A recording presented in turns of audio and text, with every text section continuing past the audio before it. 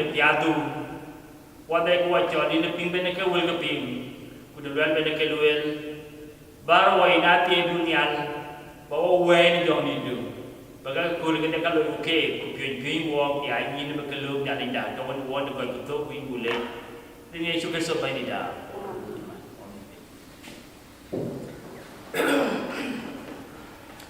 dari kebun gua menjauh di lagi. Kebe wajam tidak ki beber aku ki. Ku banding cie kan jadi dalam walk. Kata wajah wajam tidak tahu ben. Kakak bawa dah utawa ke sini aku lem. Kenai lah nak kier nak jaga kier jaga dak. Toin bay, toin online kim dalam walk. Kekapuan itu berkira kata boy kero, biar pun nama saya cukup di tiar. Kuciar, apa kau cukup tiap putero, lokoi itu deh. Bung dero itu juga kata bung dero mai cukup di dalam. Kuciar apa kau cukup tiar kero, wajah kau cukup ten, itu deh. Kerja motin. Eke cho queen de chuk de Yesu Kristo. Na cara gam kira pa Yesu Kristo juk. Yung ye lue le yin tu nong yin. Ku yung ye lue le yin nong nyale. Ti chi Yesu Kristo gam ma kwan juk. Ki yung ye lue le yin. Na no wo jam na ye ran ko ran kwan juk. Ku kun chu wa ni ku. Te ya ran nong kai ye ke nyuo ke kapyat. Kapyat ye ke lu nu luoi. You want to get in. Kira kan ayo trust. Ayo wagam dah banyak tahu ni kin. Kaya naik ni ngaruh. Kuat hibu mar. Naik ni luil. Kuil kayu gama luil.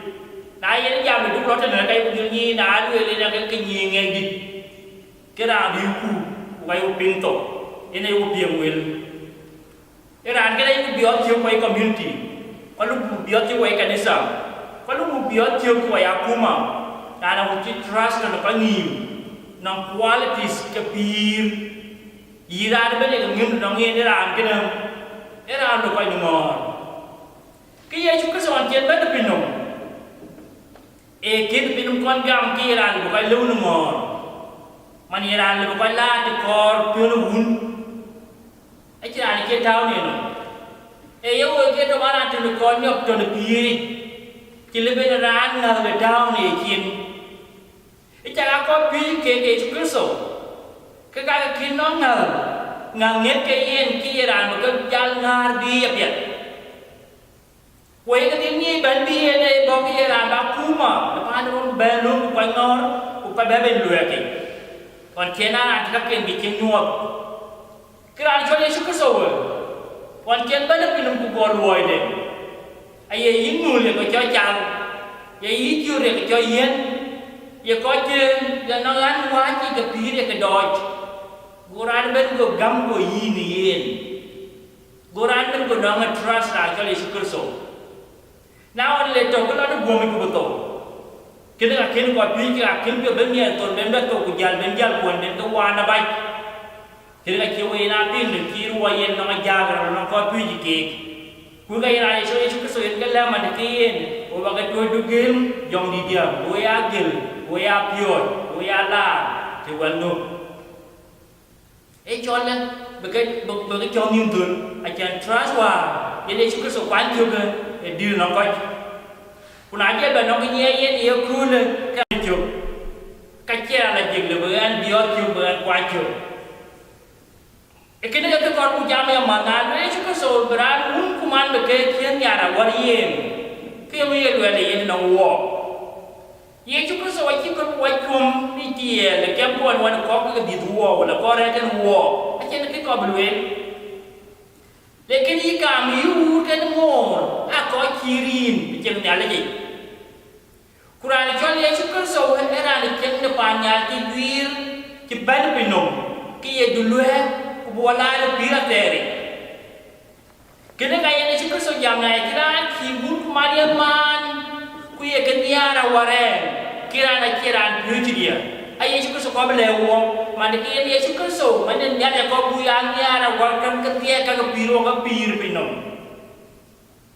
kana yo we lo we ya kinga yo wa ko pi ke Yesu Kristo inga yo wa ko tie ma ge Yesu Kristo gai a chen Yesu Kristo en ke tuen ni pire ye na ai tu Yesu Kristo ju lu u ta tuen ke ye tuen de kan ke na wo Kanang tang lebe na kapuan ke pion ko niya ruke lebe ke tin luk abu Yesu Kristo bu bai abu mar abu Yesu Kristo abu piwe de pira tere kuleru ku de dulpe wa jan dul ko niya na wo kena la ya na wo na yu ko sanoi ke gam na Yesu Kristo Yesu Kristo gam kunia re niar kulu ye ni luoi ke ka kai wa mar wa nyali Kuka wa cholum chim kia chi duir chiang a duj chi duir wo ke sa no ko Yesu Kristo biot jo akana ku gam chia mali ko gam ko ben lo ko Dubai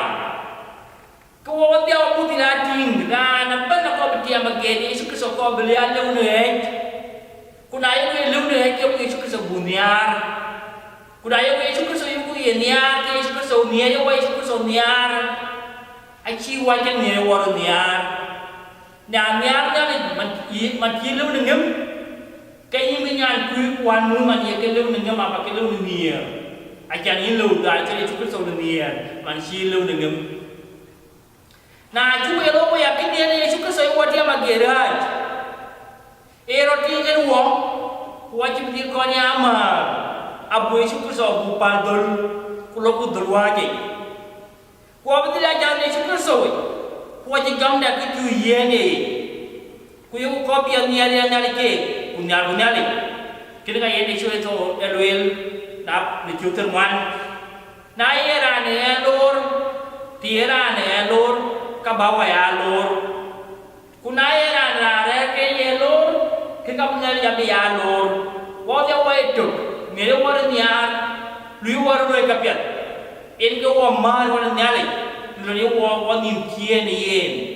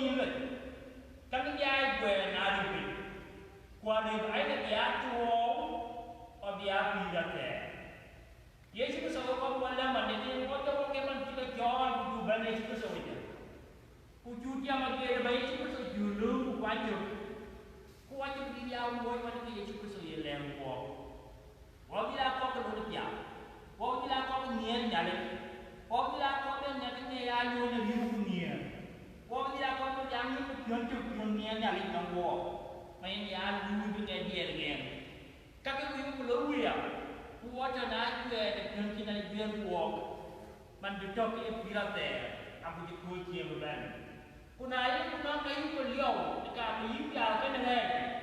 Kuai rekat kira kita belum. Kuai dia buat, kita kalau kita raya wajib belimpia kan leh. Apa buku piala bukai piala cak. Piala mungkin bila berbual dia buat kini buku wajib. Piala kau buruy. Piala kau mau menjadi jodoh. Piala orang dilatih. Agora Yuda, ali bulung nang nyali. Biar dia bilang deh, kuci biar kau deh. Waktu wabla biar masih benar. Kau tu orang ini luar. Nyali aku ni macam mana beran. Kau ini dia macam dia cukup so. Choice nang ni. Ayah barang lung kini ada deh. Akan macam deh maluoi. Barang lung kini ada deh bilang deh. Aku bilang deh, mana ada maluoi. Ekono kudu kau kira ter ayu melulu dia tak korek ayu melulu der ya bang inde nado lagi ya bang le kira ter ya bang der kena bulan ni nada ya kori nada ya koren buya lu apia juru gam ni cukup alu apia dia bagi ni cukup diga alu apia juru gam si bian der alu apia juru gam dipinang dia kau tu Ada pelajaran jam dirianya ada komunikasi. Ada pelajaran jam dirianya cium kuai ala ada kira teri. Kira bulan ni kau bawa kuatin, wilke apa jen ni kau wah punya lagi.